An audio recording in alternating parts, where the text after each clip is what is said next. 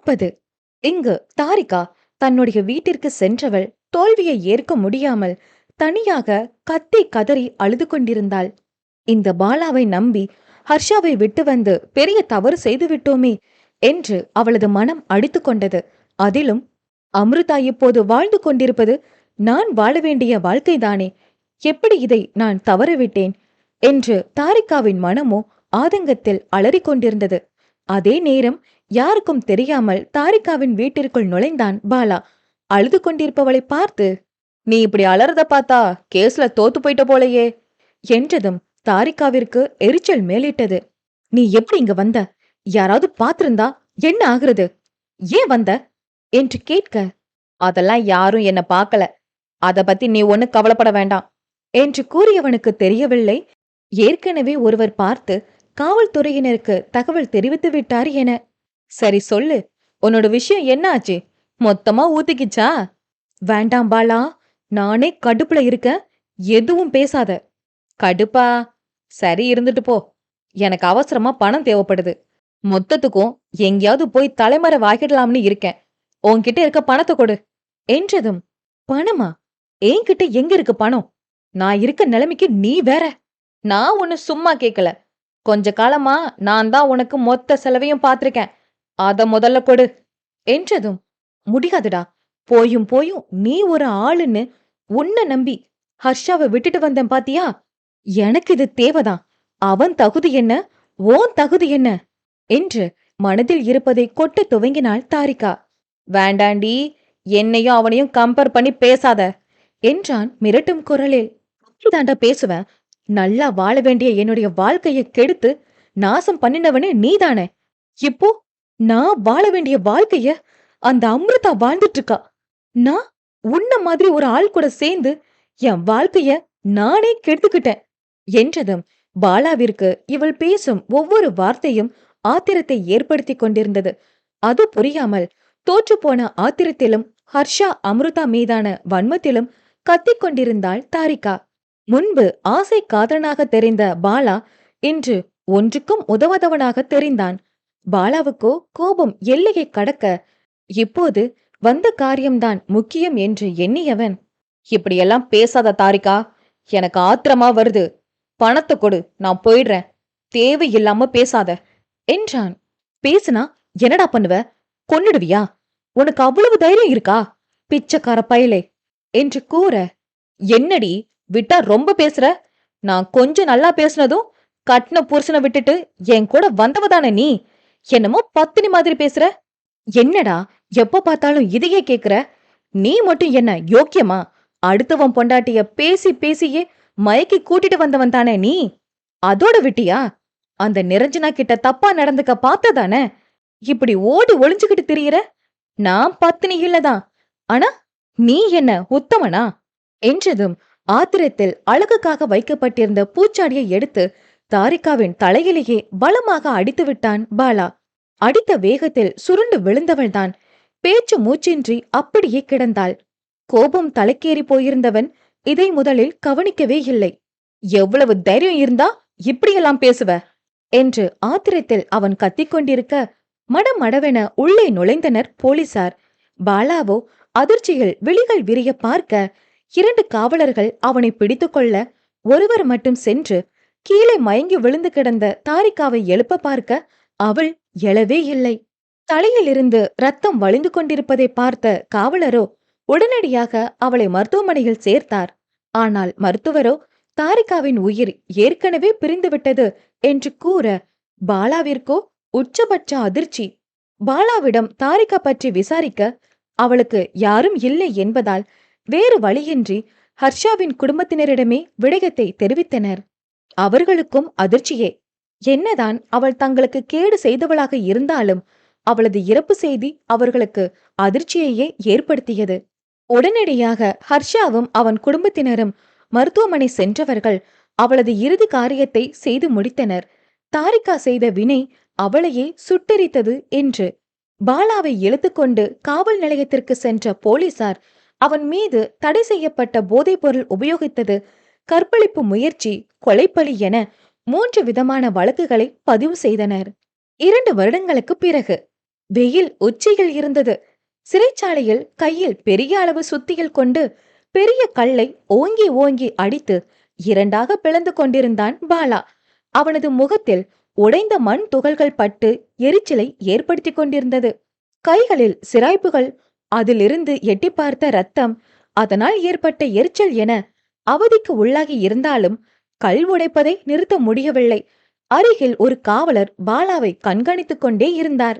கல்ல உடைச்சது வரைக்கும் போதும், உடைச்ச கல்லையெல்லாம் எடுத்துட்டு போய் அங்க கொட்டு போ என்றதும் பாலாவிற்கு தலை சுற்றி கொண்டு வந்தது.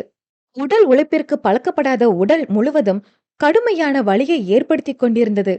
பாலாவின் குற்றங்கள் அனைத்தும் நிரூபணம் ஆனதால் பாலாவிற்கு ஒரு குறிப்பிட்ட தொகையை அபராதமாக விதித்து ஆயுள் தண்டனையும் விதித்து இருந்தார் நீதிபதி. வெளியில் சுதந்திரமாக சுற்றி திரிந்தபோது வராத அறிவு இன்று சிறைச்சாலையில் கல்வுடைக்கும் போது வந்திருந்தது. ஏன் தான் நான் இப்படி புத்தி கெட்டு போனேனோ? அடுத்தவன் மனைவி மேல ஆசைப்படாம ஒழுக்கமா வாழ்ந்திருந்தா இந்நேரம் நானும் குடும்பம் குழந்தை என நன்றாக வாழ்ந்திருக்கலாமே என்று காலம் கடந்து வருந்தியவன் வெளிகளில் இருந்து உருண்டு திரண்டு விழுந்தது புவர் நீர். நிரஞ்சனா தன்னுடைய படிப்பை முடித்துவிட்டு தனியார் நிறுவனத்தில் நல்ல பதவியில் வேலை பார்த்து கொண்டிருந்தாள். அமிர்தாவிற்கு ஆண் குழந்தை பிறந்து 1 வருடம் நிறைவடைந்து இருந்தது. குடும்பத்தினர் அனைவரும் சேர்ந்து குழந்தைக்கு தர்ஷன் என்று பெயர் சூட்டியிருந்தனர். ஆத்யா முன் மழலையர் வகுப்பில் படித்துக் கொண்டிருந்தாள். தன்னுடைய தம்பியின் மீது அளவு கடந்த அன்பும் அவ்வப்போது கொஞ்சுகிறேன் என்ற பெயரில் வம்பும் செய்து கொண்டிருந்தாள். இருவரும் சேர்ந்து வீட்டையே ரணகலமாக்கிக் கொண்டிருந்தனர். ஹர்ஷாவின் ரெஸ்டாரண்ட் பெரிய அளவில் பெயர் பெற்றிருந்தது. அமிர்தா உருவாக்கி கொடுத்த இன்டீரியர் டெக்கரேஷனின் மாதிரி வடிவத்தை பயன்படுத்தி சிறிதும் மாற்றமின்றி அப்படியே உருவாக்கி இருந்தான் ஹர்ஷா. 1 மாத காலம் முன்புதான் திறப்பு விழா ஏற்பாடு செய்து அமிர்தாவின் கைகளால் ரிப்பன் வெட்டியவர்கள் திறப்பு விழாவை சிறப்பாக செய்து முடித்திருந்தனர். ரெஸ்டாரண்ட் இப்போது முன்பை விட நிறைய வாடிக்கையாளர்களை பெற்று சிறப்பாக நடந்து கொண்டிருந்தது. நள்ளிரவு வேளையில் ஹர்ஷாவின் குடும்பத்தினர் அனைவரும் பரபரப்பாக கிளம்பிக் கொண்டிருந்தனர். காரணம், இன்று விடியற்காலை நிரஞ்சனாவின் திருமணம் ஏற்பாடு செய்யப்பட்டு இருந்தது. அதனால் இரவு வேலை கூட பகல் போல கலகலவென இருந்தது. அமிர்தா புடவை கட்டி தங்க ஆபரணங்கள் அணிந்து அழகாக தயாராகி கொண்டிருக்க, ஹர்ஷாவும் வேட்டு சட்டையில் தயாராகி நின்றிருந்தான். அமிர்தாவின் பின்னால் இருந்து வெற்றிடையில் கரம் பதித்து தன்னோடு சேர்த்து அணைத்துக் கொண்டவன், தங்கத்தை விட உன் முகம் ஜொலிக்குதே, நீ 2 குழந்தைகளுக்கு அம்மான்னு சொன்னா யாருமே நம்ப மாட்டாங்க தெரியுமா என்று கேட்டிட, நீங்க மட்டும் என்னவா, ஏதோ நீங்க தான் கல்யாண மாப்பிள மாதிரி பார்க்க அவ்வளவு அழகா இருக்கீங்களே என்றதும் அவளை தன்னை பார்க்க செய்தவன் அவளது கண்ணம் இரண்டிலும் தன் கரத்தை பதிக்க, அடுத்து என்ன நடக்கும் என்பதை அறிந்தவள், வேண்டாம் ஹர்ஷு, கஷ்டப்பட்டு ரெடியாகி இருக்கேன், தள்ளி போங்க. இவ்வளவு அழகா இருந்தா எப்படி தள்ளி போறதா? ஒரே ஒரு கிஸ் மட்டுமாவது பண்ணிக்கிறேன்டி, என்ன பார்த்தா பாவமா இல்லையா என்று கேட்டிட, யாரு நீங்க பாவமா? கிஸ் பண்ண விட்டா அப்புறம் மொத்தத்துக்கும் நான் தான் பாவமாகி போவேன் என்றவள் விலக பார்க்க, இவளிடம் அனுமதி கேட்டுக்கொண்டிருந்தால் வேலைக்கு ஆகாது என்று எண்ணியவன் விலக பார்த்தவளை இழுத்து அணைத்து பட்டென அவளது இதழில் முத்தமிட்டான். நீண்ட நேர முத்தத்திற்கு பின்னர் ஆத்யா அப்பாவின அறைக்கு வெளியில் நின்று அழைக்கும் சத்தம் கேட்ட பின்னரே மனமே இன்றி அவளை விட்டு விலகினான் ஹர்ஷமித்ரன். அமிர்தா சிரித்துக்கொள்ள, என் மகளால இப்ப நீ தப்பிச்சிட்ட, சிரிக்கிறியா நீ? இரு, உன்னை அப்புறமா பாத்துக்கிறேன் என்றவன் வெளியில் சென்று ஆத்யாவை தூக்கி கொஞ்சிக் கொண்டிருந்தான். தினேஷ் நிரஞ்சனா திருமணத்தை அருகில் இருந்த முருகன் கோவிலில் ஏற்பாடு செய்திருந்தனர். விடியற்காலை பொழுதில் நடக்கும் திருமணத்திற்கு நெருங்கிய உறவினர்களும் நண்பர்களும் வந்திருந்தனர். மணமகன் தினேஷ் ஐயர் கூறும் மந்திரங்களை திரும்ப கூறியபடி பட்டு வேட்டி பட்டு சட்டையில் அமர்ந்திருக்க, மணமகள் நிரஞ்சனா பட்டுப்புடவையில் அழகே உருவாக ஒவ்வொரு அடியாக எடுத்து வைத்து நாணத்துடன் நடந்து வந்து கொண்டிருந்தாள். தினேஷின் அருகில் அமர்ந்ததும் இருவர் மனதிலும் நீண்ட காலம் எதிர்பார்த்து காத்திருந்த திருமணத்திற்கான நாள் வந்ததில் மனம் முழுவதும் மகிழ்ச்சி நிறைந்து இருந்தது. மந்திரங்கள் உச்சரிக்கப்பட, மங்கள வாத்தியங்கள் முழங்க, மங்கள நாணை நிரஞ்சனாவின் கழுத்தில் பூட்டி அவளை தன்னுடைய மனைவியாக்கிக் கொண்டான் தினேஷ். நெற்றியில் குங்குமம் வைத்து தன்னுடைய சரிபாதியாக ஏற்றுக்கொண்ட பின்னர் இருவரும் சேர்ந்து அக்னியை வலம் வந்தனர். தினேஷின் பெற்றோர் நிரஞ்சனாவின் பெற்றோர் காலில் விழுந்து மணமக்கள் இருவரும் ஆசி பெற்றுக்கொண்டவர்கள். அடுத்ததாக ஹர்ஷாவின் பெற்றோரிடமும் ஆசி வாங்கிக் கொண்டனர். ரிசப்ஷன் ஹர்ஷாவின் ரெஸ்டாரண்டிலேயே ஏற்பாடு செய்யப்பட்டிருந்தது.